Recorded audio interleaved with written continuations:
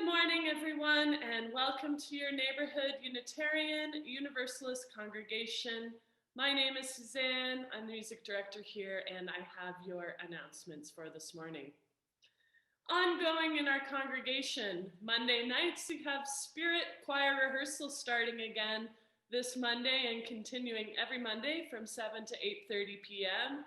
If you're interested in joining the choir, please contact me at music@nuuc.ca. On Wednesday nights, our regular meditation evening continues from 7:30 to 8:30 p.m. with Rev. Wayne and Jillian. This is a meditation for beginners and intermediates. All are welcome. The C Committee supports Sandwich Sisters. We hope you will too, to help feed hungry people in our neighborhoods by preparing sandwiches for local charities. You can contact me for more info and details. Our child caregiver program is every Sunday from 9 to 9:30 a.m. with Zach Getchell here in our regular Sunday service space.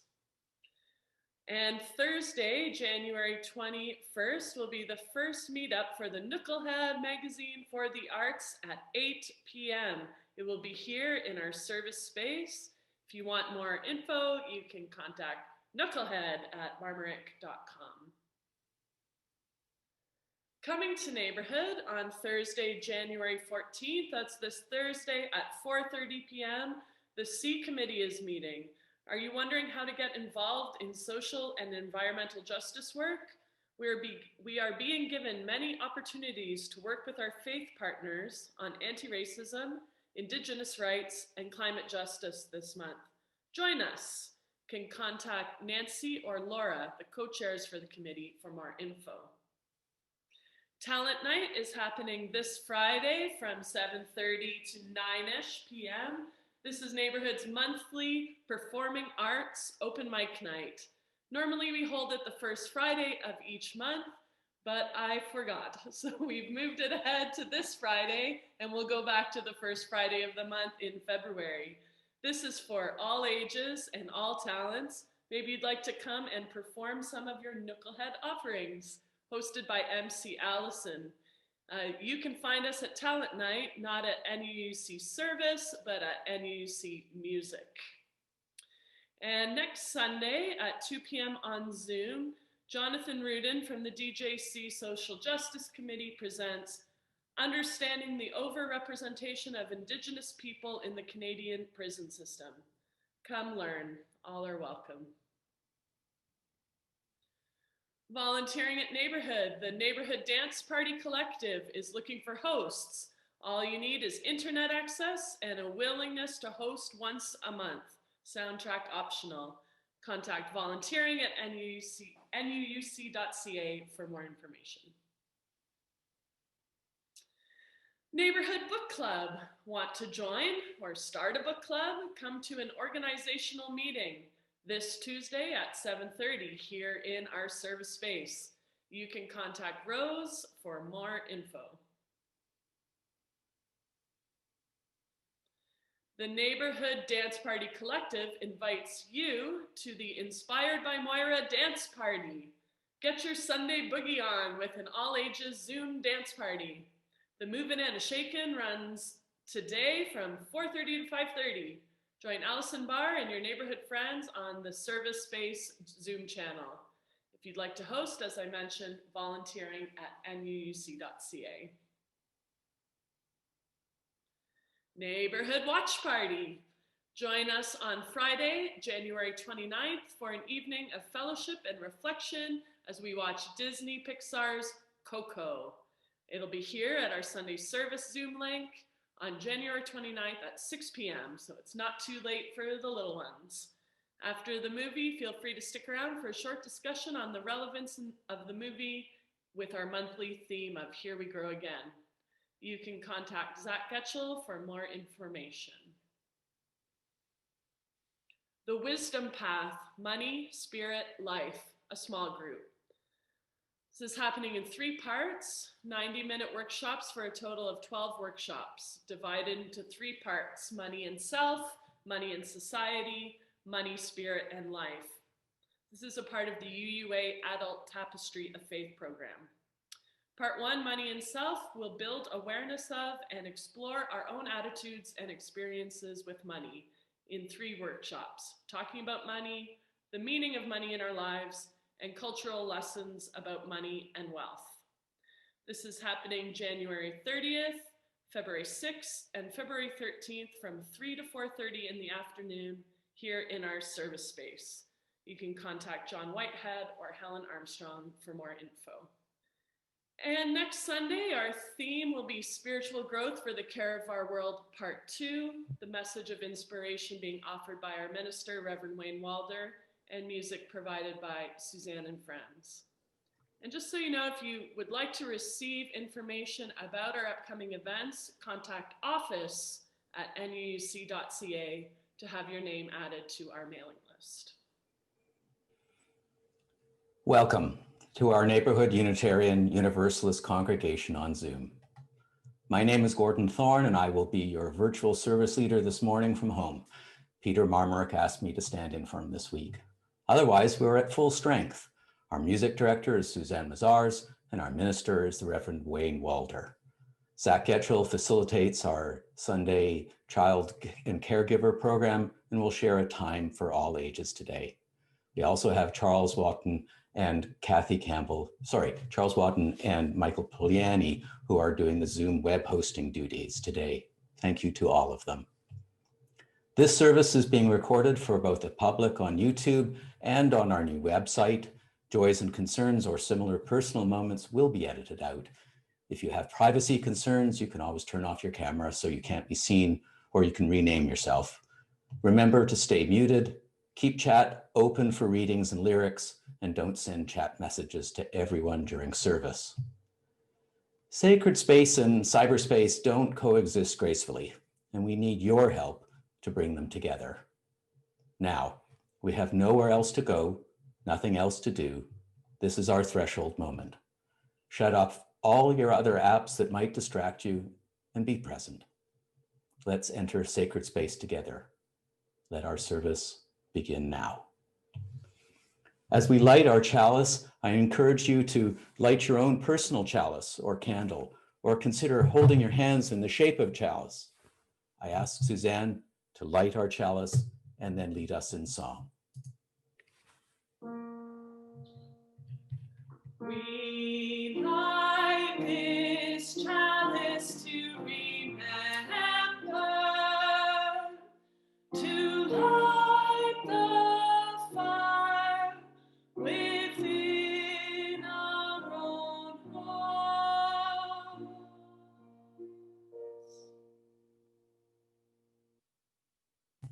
And now for our prelude, which I had a lot of fun putting together. Susanne, would you like to introduce it? Sure, I would, Gordon. Thank you so much for creating this video. Your creative talents have really blossomed over the course of the pandemic. Gordon has been our video editor for the Spirit Choir since April and developing his own creativity with the video making. So this is a song called Turning of the World.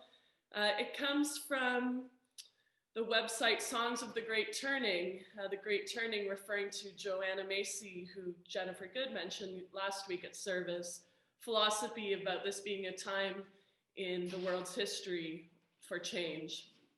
And sorry, someone just walked in. I'm singing it. I got inspired to do it by Hal Walker, who visited our congregation about 4 years ago to share some of his music. He also recorded this song. I hope you enjoy.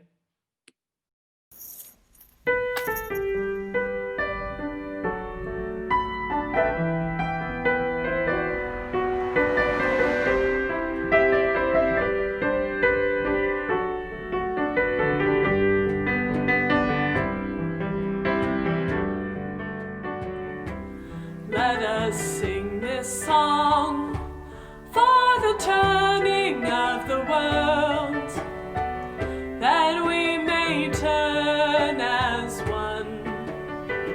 With every voice and every song, we will move this world along, and our lives will feel the echo of our turning. With every voice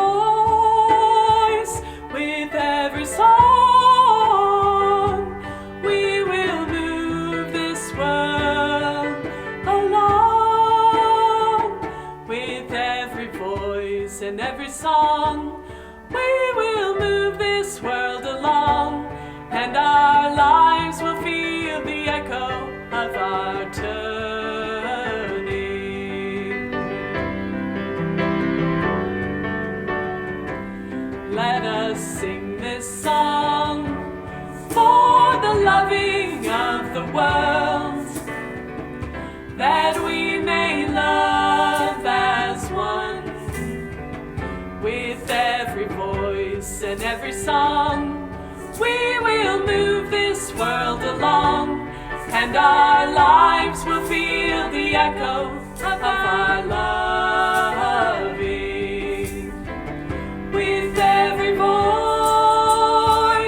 with every song, we will move this world along. With every voice and every song, we will move this world along, and our lives will feel the echo of our loving.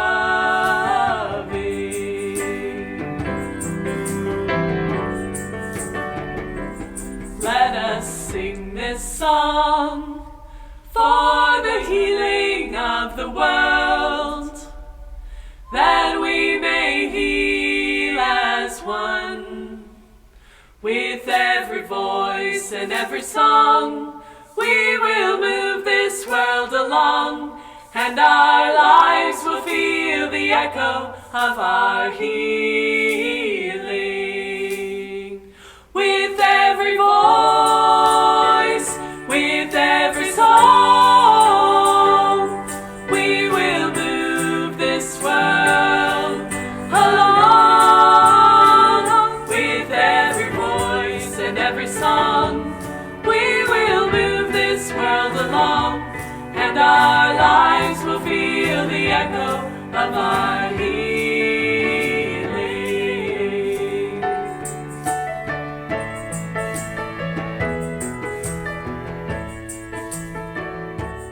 Let us sing this song for the dreaming of the world, that we may dream as one.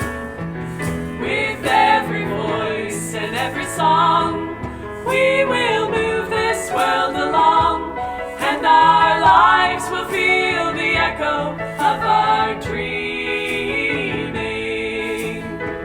With every voice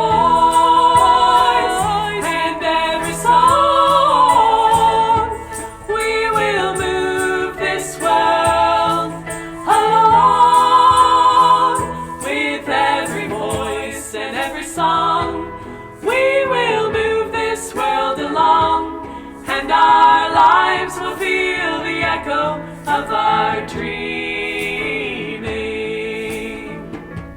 And our lives will feel the echo of our dreaming.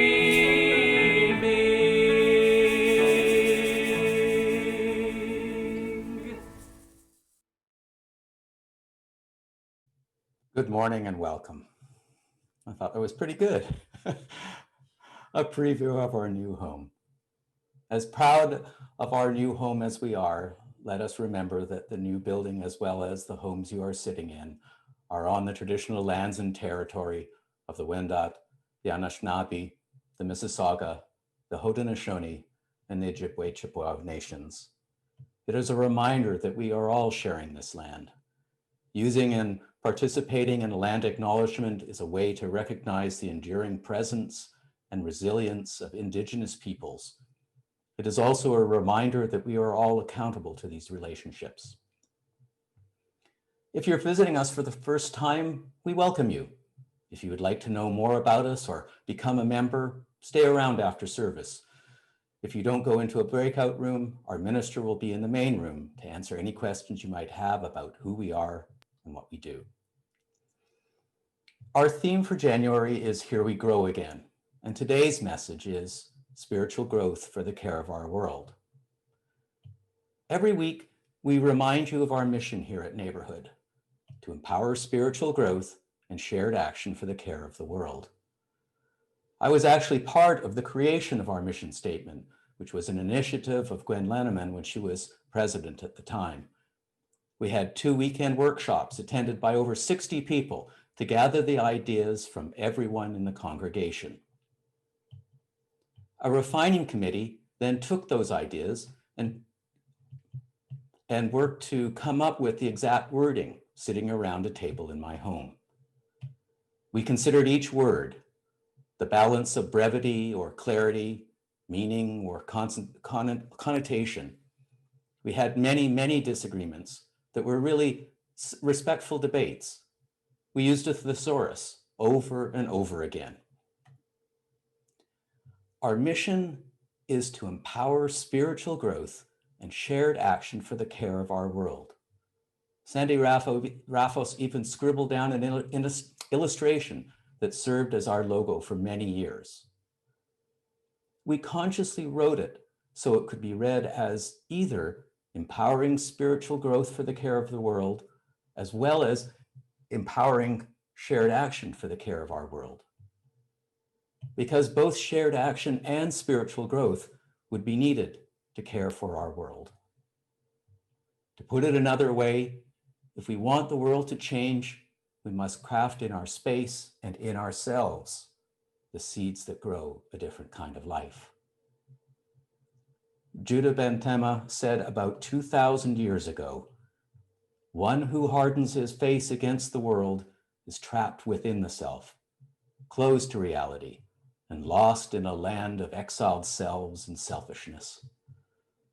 One who softens her face before the world forgets the self and is open to reality and creates a world of compassion and peace where each is a part of everyone and everyone a part of all."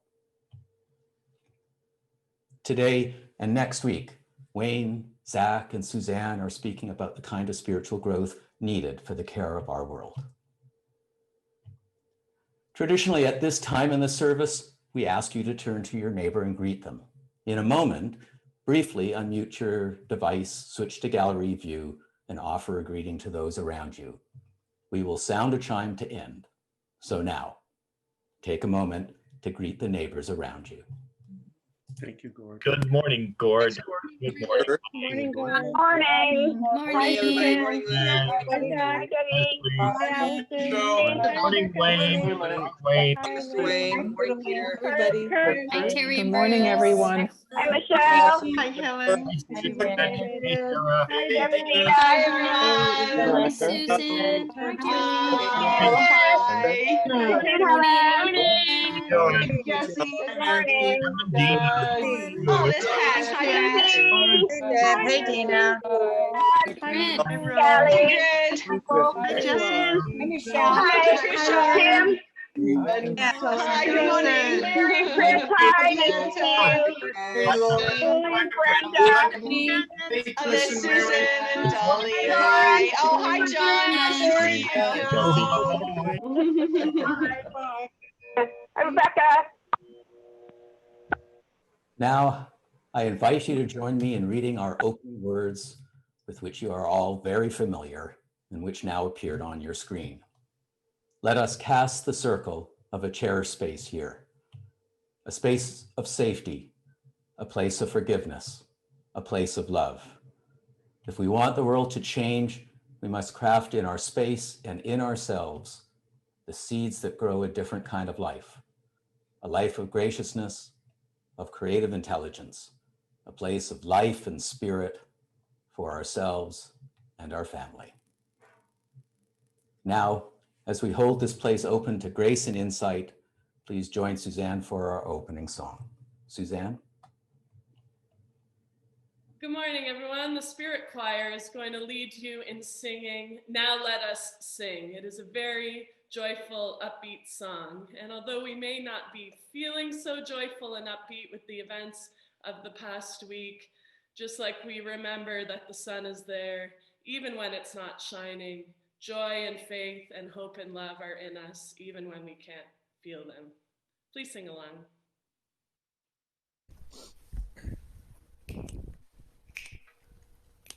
Now let us sing to the power of the faith. Now let us sing to the power of the faith. Lift up your voice, be not afraid. Let us sing to the power of the faith within. within. Now let us sing to the power of the hope within. Now let us sing to the power of the hope within. Lift up your voice.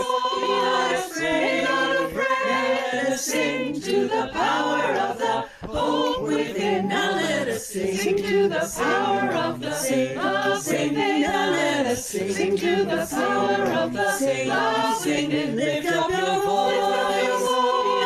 Be not afraid. Now let us sing to the power of the love within. Now let us sing to the power of the joy within. Now let us sing to the power of the joy within. Lift up your voice. Be not afraid. Now let us sing to the power of the joy within. Sing to the power of the joy within. Sing to the power of the joy within. That was great, Suzanne. Now, all the young and young at heart, please come up and get close to the screen because Zach is going to share a time for all ages. Zach? Good morning, everybody. So today we're going to be talking about magic and how magic can help us to grow as people. So I'm going to start today by telling you a little bit about how I understand magic. I see magic everywhere, from the dirt in the ground to the stars in space and everywhere in between. I see magic in me, I see magic in you, and I see magic in the most boring of things you can possibly think of. Because you see, I believe everything comes down to energy. Essentially, the energy that created the universe and sustained it. At its most basic form, it's wild, chaotic, filled with infinite potential, much like anything when it's young. And that energy then grew and settled into trillions of different patterns, sometimes condensing down and becoming the many different types of matter: wood, metal, stone, water, flesh, basically anything you can touch. And sometimes still floating free through the universe, untouchable, but no less real, in things like love, sadness, anger, and joy. All of it at its most basic form, energy. And what is magic if not the use of energy? See, I believe when you say move your hand through the air to catch something, that's using energy. You're doing magic. When you send a prayer to a friend or good thoughts to somebody after, say, our joys and concerns, that's using energy. It's doing magic. If you take a walk down a moonlit path in the fall, taking in the beauty and the energy of the dying leaves around you, you're taking in that magic. And magic, as personal as a thing it is, because there's no doubt that everyone uses, feels, and believes differently about it, magic is something that connects and unites us all, from person, to creature, to nature, to the divine. Magic is something that connects all of it, the very threads of our interconnected web, holding it all together. Let me show you what I mean. We can spotlight the other camera. I'm going to take a minute to do a little bit of nature magic, or as some people would call it, science, to show you an example of how the same energies in the same patterns can make seemingly very different things that are actually not very different at all. I'm going to show you how this chalk and these seashells are actually connected. So here I have some seashells. The one in here has been soaking in vinegar for a few days. The one in here has been soaking in water for a few days. This one is just dry. And in this container, we just have it emptied with some vinegar. And this is actually what we're going to start with, this empty container. We're going to start by putting a little bit of this chalk into the empty container full of vinegar. Regular chalk, hard chalk. I'm going to do a little bit of breaking just so that you know it's real, actual chalk. And then we're going to just put it in the container with the vinegar. And if you can see, as it gets close, how it's starting to bubble and foam inside that vinegar. That's happening because it's dissolving.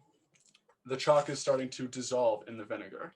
We're going to put that one aside for now and actually take out our shells. We'll get them out of their containers and we're going to line them up.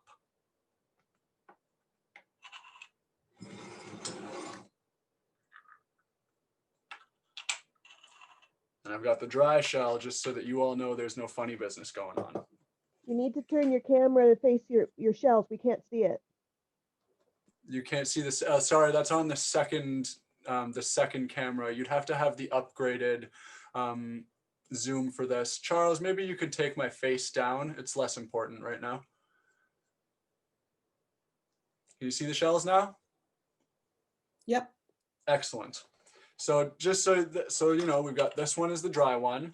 This one is the one that was in water. And this is the one that was in vinegar. And what I'm going to try and do now is I'm going to try and break these shells by giving them a little bit of a tap with this spoon. What do you think is going to happen? Wayne? I'm not going to spotlight you, Wayne, just so that everyone can see the shells. Okay. Well, Zach, I think you're just trying to trick us. I don't think anything's going to happen. It's going to bounce off. All right, well, let's see. We'll start first with our dry shell. Hit it harder. Harder, all right. Okay. Nothing, no breaking. That's a strong seashell. Next, we'll try this one that was in the water. Nothing. Not hard. No, it's still hard, which I guess makes sense considering seashells are supposed to hold on to their strength in the water, right? Right. Now we'll try with this last one with the vinegar. Look at that, mush. You hit it too hard. No, I hit it just as hard as I hit the other ones. And it I comes get as mush. Look, I can even do it with my fingers now. Really? Yeah. Cool. And the reason I'm able to do that with the one that was in the vinegar is the same reason that this one is still dissolving in the vinegar. It's because the seashells and the chalk are made out of the same thing, the same energy condensed into something called calcium carbonate, and it's dissolving in the acid.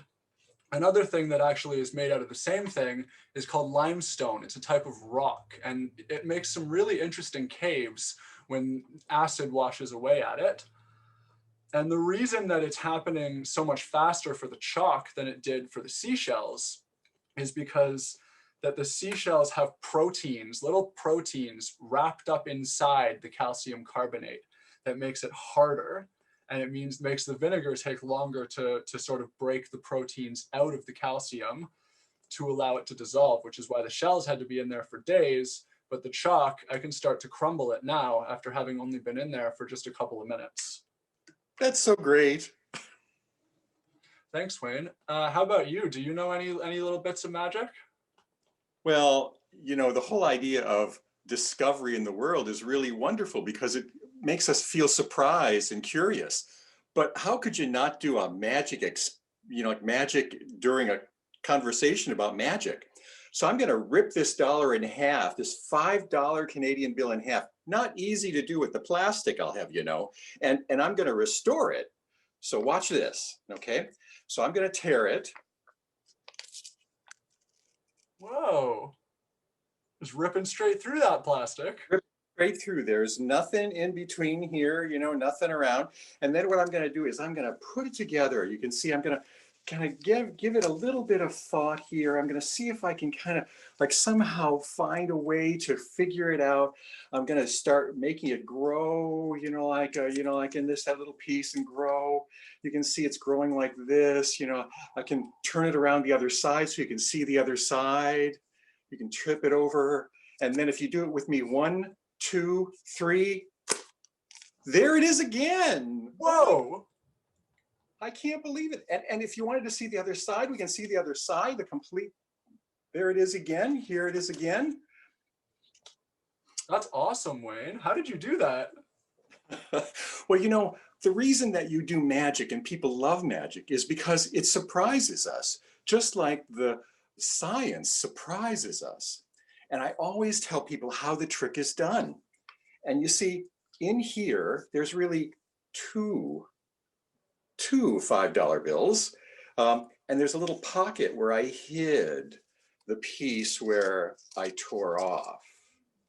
That's really clever. Yeah, it's fun because what it does is we always go, and sometimes people fill whole stadiums just so that they can go, just like a linear collider. People go,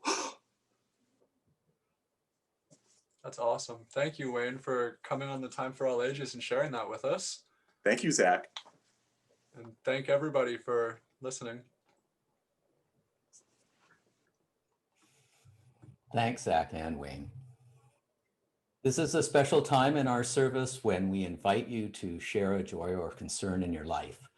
Joys and concerns is a cherished ritual in our congregation. Some would say it even defines us. Each week, we ask you not to tell a story or make an announcement, but we've never really explained what the difference is. How is ritual different? Wayne, do you want to help me with this? Sure. The reason we attempt to enact a ritual during joys and concerns is so we can engage a deeper part of our awareness. Ritual asks us to engage a deeper part, a soulfulness, an intimacy, or a vulnerability. And it asks us to risk being vulnerable so we can reach into ourselves to offer what is deep and enlivening. It's like finding a key to a new awareness that's hiding inside of us. We also do this so that others can be inspired by our awareness, so they can see in our lives the depth that exists in their own. It's a collective way for us to increase the spiritual depth of each other. Sometimes I've heard you delve into this depth, and I have watched as it inspires not only me, but all of us. And hearing the depth come out of each of us inspires each of us as well. Often we shy away from this revelation. It's easy to shy away. We replace the depth we might venture into with the stories we find easy to tell. But it's like a warm day inviting us to dive into a deep water, beautiful water, and yet we stay walking in the shallows. The rituals we can make during joys and concerns mean distilling our personal joy and concern into a short and meaningful expression that we can feel. It takes a little practice, but practice makes perfect, so don't worry about getting it right. Just try it, and we'll get it, and we have gotten it. And this will help us use joys and concerns as part of our collective spiritual practice. Okay, so I've got a concern, and maybe I'll try to tell it as a story, to just demonstrate what a story might look like. Okay. It's my brother. In December, my brother asked when we would be getting together for a Christmas dinner. I have a sister and a brother. My sister lives in BC, but my brother lives in Toronto, in Riverdale. So the distance from where I live, a bit of a distance from where I live, but it's in the same town. So as I was saying, I didn't feel right getting together for Christmas dinner while the doctors and government officials were pleading with us to stay home. I mean, the idea that I could be responsible for someone's death just because my brother needed to celebrate Christmas dinner wasn't something I could accept. Well, he got really upset and said he was very disappointed. He said, I don't know what it was like to be a single person in the city. It's true, I don't. It was a very awkward moment. So I'm very concerned about my relationship with my brother. How's that? Now that's telling a joy, or in this case, a concern with a story. Now, I also have a sibling. I have a sibling who's a sister. And let me tell you my concern. I have a sister who I don't feel has been much of a sister throughout my entire life. And as we both age and near death, I worry she will never be. Thanks, Wayne. So let's try it now. Open your participants window and raise a virtual hand if you have a joy or concern. If you're here on a phone without a screen, you can raise your hand by pressing *9. To speak, you have to unmute yourself, and to be seen, you need to have your camera on. Once you've spoken, please remute yourself. I think I'll just begin. I hold the light of the chalice in concern for all our American friends as they struggle to deal with an outgoing tyrant and a challenge to the ideal of democracy they all hold. Okay, well, I hold the light of the chalice in my heart in gratitude for all the volunteer efforts, seen and unseen, that help our community hold together. And finally, we hold the light of the chalice in our hearts for the joys and concerns that remain unspoken in our hearts. Now, I ask our minister to lead us in meditation.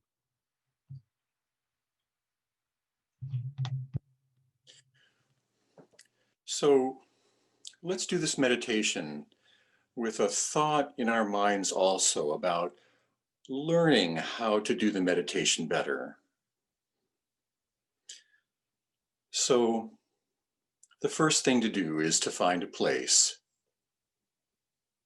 that you feel comfortable in, that you feel warm in, that you feel safe in. Could be a couch or the floor.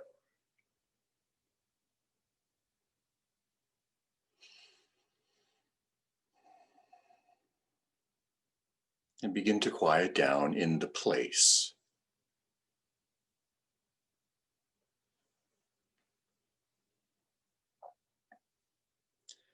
Maybe you might close your eyes.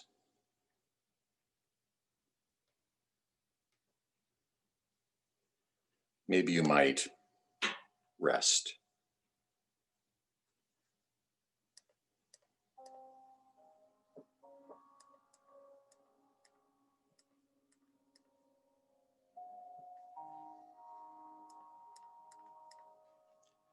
And after you find place, there'll be props. Maybe there's a special blanket or shawl that you like to wear. Scratchy and smooth.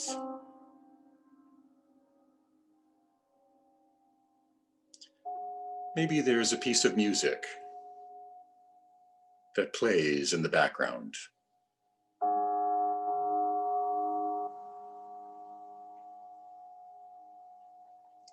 Maybe some beads that you could hold in your hand and feel the smooth and rough surface.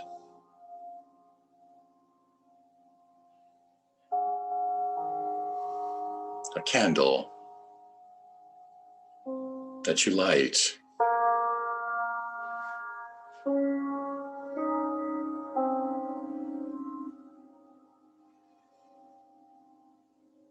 So there's place,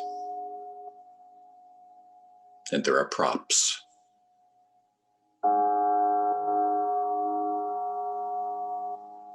And then there's presence. Now, presence is when you can feel your whole body. When you take a breath in,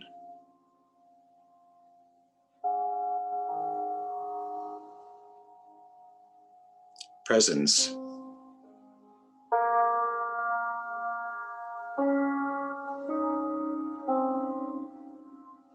is when the room feels like it's yours.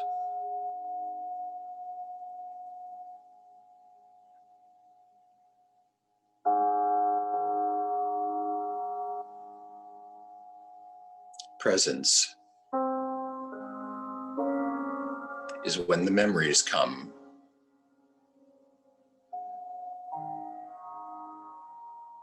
Or the feelings come.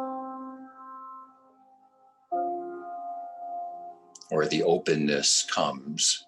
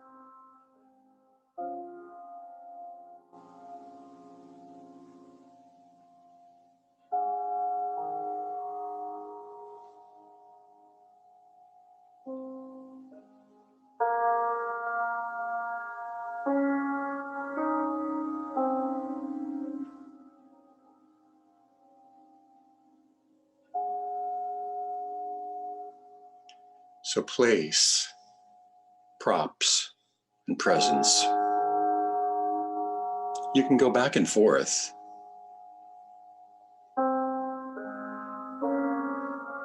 But the next time you sit,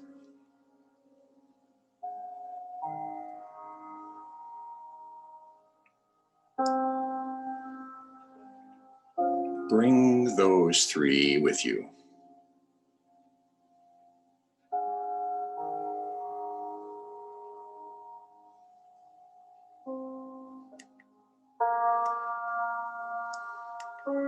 And as you end, don't do it abruptly. Take a breath.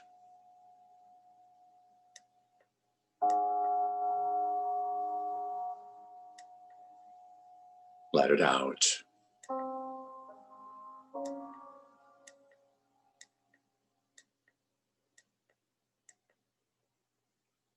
And when you're ready, open your eyes. And it's over.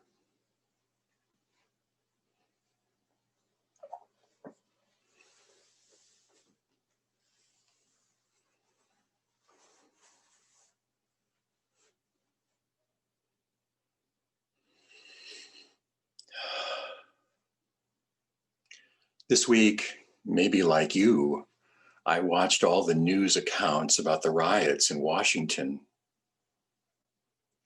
I've personally protested on the steps of the Capitol.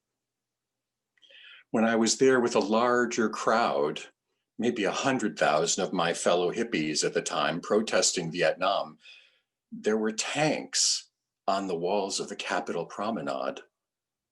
The National Guard was pointing machine guns at us.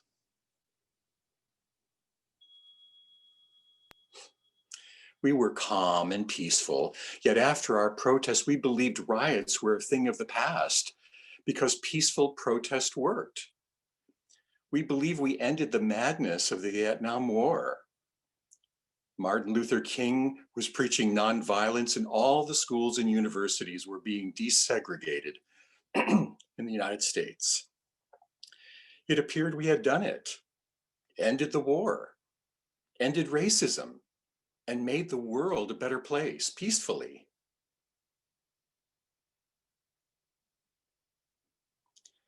But after my Washington marches, I also saw marches in Chicago and in Los Angeles, race riots and economic riots. I have watched over the years schools become more segregated through student tracking.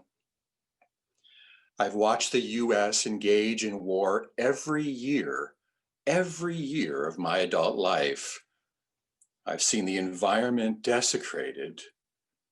And to watch a US president who received almost 50% of the popular vote be unaware that his comments could cause hate and chaos, leading to death and destruction, makes me realize how silly I was to believe we had fixed the problems of the world.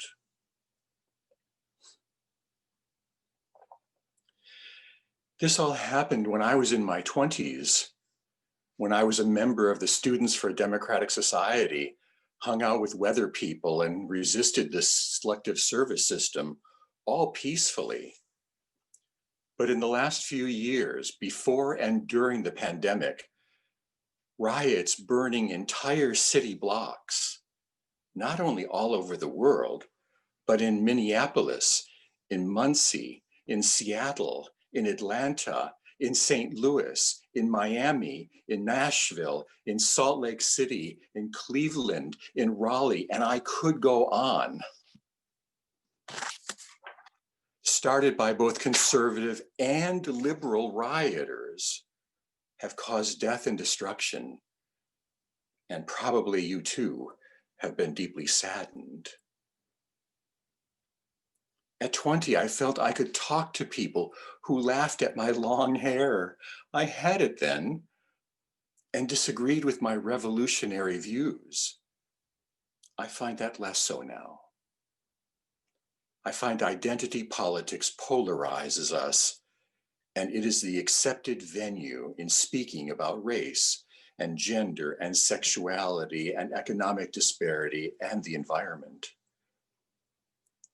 It's harder now to speak to people who don't agree with you than it was then. At 65, after 45 years of war and riots and further economic inequity, a silently growing racism, I now see the world a little differently. I believe the world will not change until we change. I believe we have to be a model of what it means to listen and to speak, to be quiet and to act, to know and to learn. And it's not just politics that have taught me this. Sitting in my office over the last 20 years, listening to people's problems has made me realize we all become unhinged at times. Family problems, illness and death, you heard it in the joys and concerns, misfortune, betrayal touch us all. And if we don't have some reserves inside, we break more easily, we react more forcibly, or we deaden. And I have seen it in myself. Maybe building a community of people who know how to bring spirituality into life can be a balancing to a society that is obviously out of balance. Spirituality simply means being able to see the world with a little more perspective.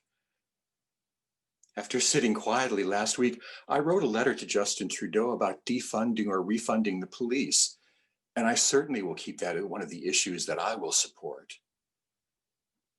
Even when we're quiet, spirituality allows us to listen and to speak. Fortunately, we can develop spirituality in many ways. Singing regularly, songs that touch our heart or soul can be a practice. Walking in nature can be a practice as we feel one with life and notice the beauty in nature and the connectedness of the land. Working out can be a practice as we feel our body relax and begin to know its capabilities and capacities along with its limits. Writing can be a practice when the writing moves us as if a secret hand is guiding ours. These and others can all be spiritual practices. The way we know we are working with spirit is that we find a way to practice relaxation and openness and curiosity, and we begin to notice the world opening up its secrets to us. And these change our interior landscape, and then we can change the exterior landscape. Spirituality is a maturational skill. It takes time to learn. You can't demand on it. You have to grow with it. I know this because I have had the fortune or the stubborn patience to sit quietly on mountaintops in the Himalayas and caves in the Middle East. I've done meditation staring at the sun, chanting for days at a time. I've twirled with dervishes and prayed with shamans. I've been in every temple, from a sweat lodge to the Blue Mosque. And each time I participate in these spiritual places, I only learn a little bit more. And if you ask me what I learned, I'm not sure I could answer. Because like the qualities of love, spirituality is complex. And anything that is maturational and complex is not easy to describe. Poets and songwriters have been trying to describe love over millennium. And like love, you know spirituality only when you feel it, not when you define it.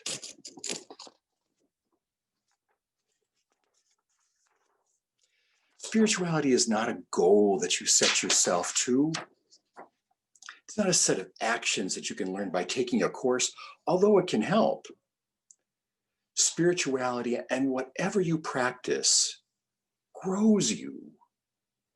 It helps us feel the same powerful spirit that turns the seasons, the turning of the world. It helps us find a way to not only stay in love with life, but to add love to life. And in the discovery of our depth, we can find the gems that God or we ourselves have hidden inside. Good spirituality, embodied by some kind of practice, allows us to know that we don't have to feel wonderful sometime in the future when we get it right.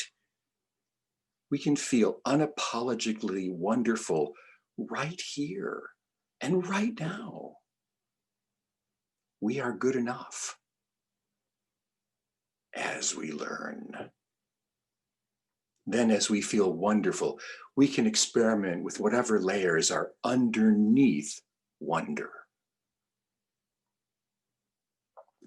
In the last 3 months, I've sent 10 5-minute meditations to all of you, or at least most of you. Technology is a problem sometimes. They'll be on our website soon. And starting last Monday, I will also send 10 10-minute meditations.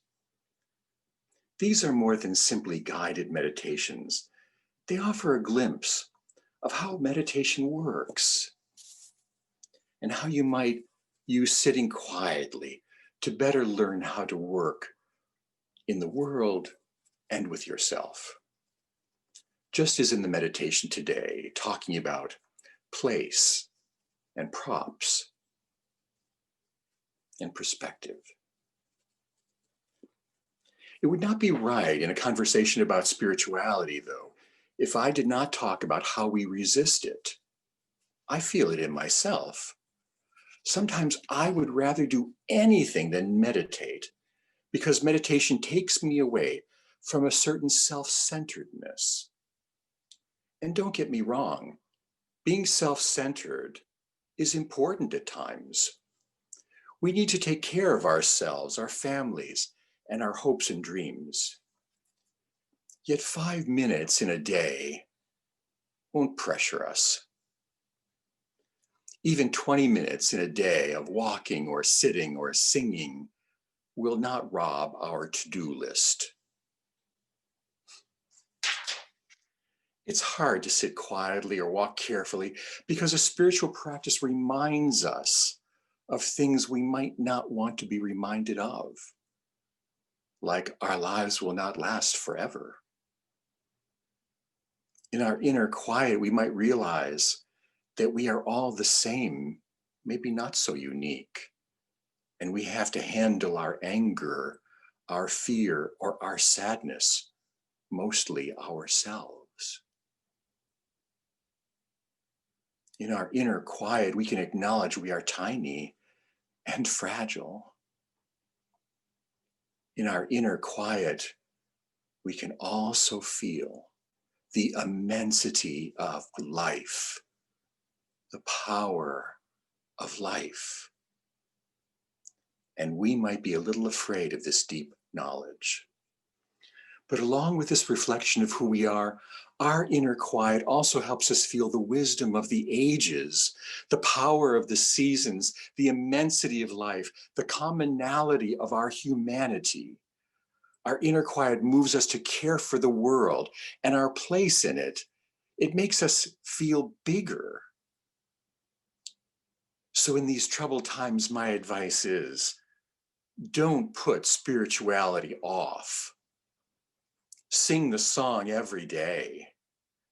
Sit quietly, even if it's for 5 minutes. Take a walk every day. Write down the dream every time you remember. Let the words you speak to you. Allow your body to let you know the subtlety of movement.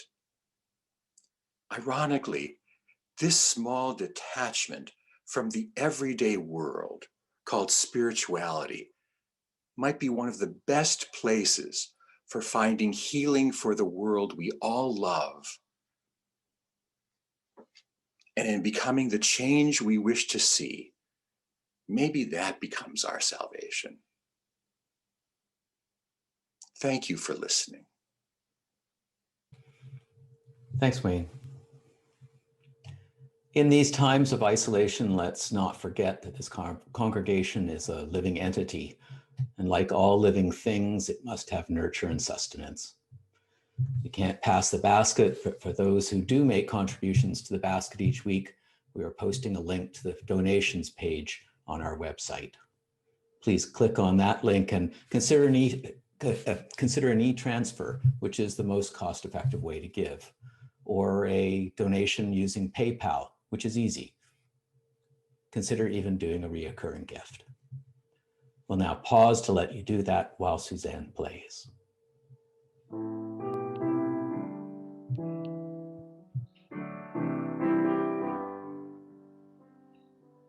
Though I may give all I possess, and striving so my love profess, but not be given my love within, a prophet soon turns strangely thin.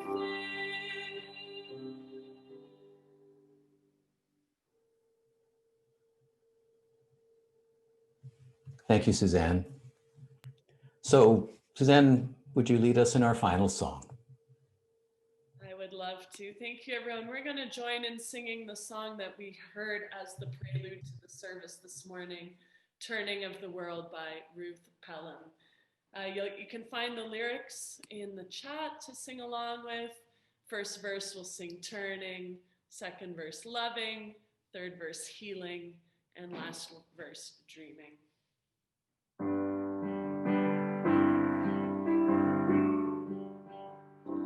Let us sing this song for the turning of the world, that we may turn as one.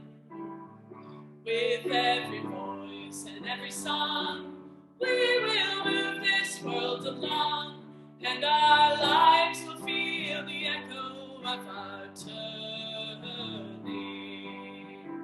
With every voice and every song, we will move this world along. With every voice and every song, we will move this world along, and our lives will feel the echo of our turning.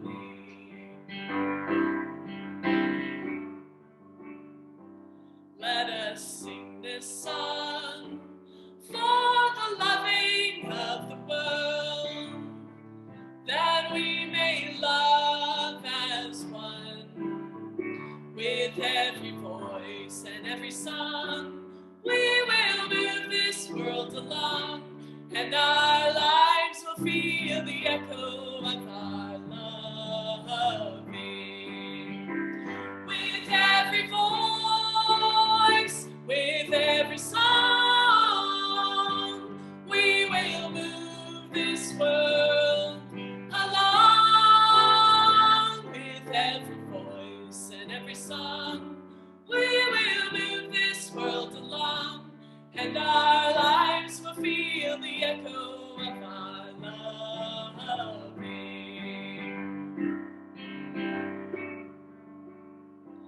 Let us sing this song for the healing of the world, that we may heal as one. With every voice and every song, we will move this world along, and our lives will feel the echo of our healing. With every voice, with every song, we will move this world along. With every voice and every song, we will move this world along, and our lives will feel the echo of our healing.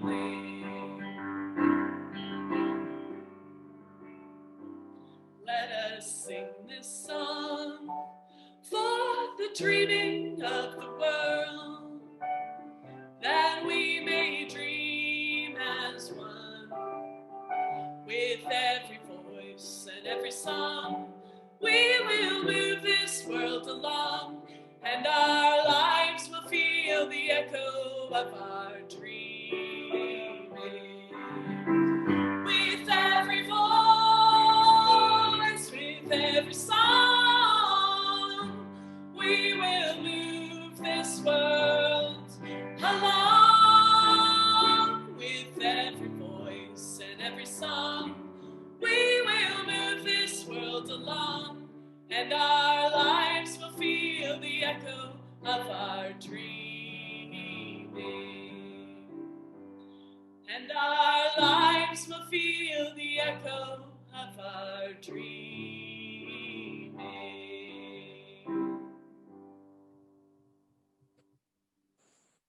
Thanks, Suzanne. And let's invite Suzanne to extinguish our chalice as we sing.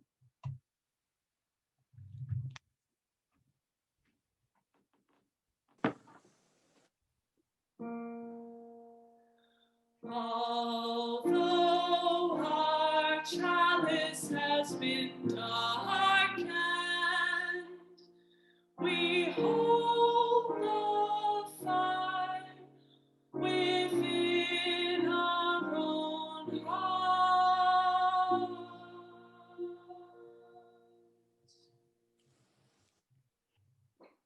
We have a tradition here of circling around and holding each other's hands. Obviously, we can't do that in the circumstances.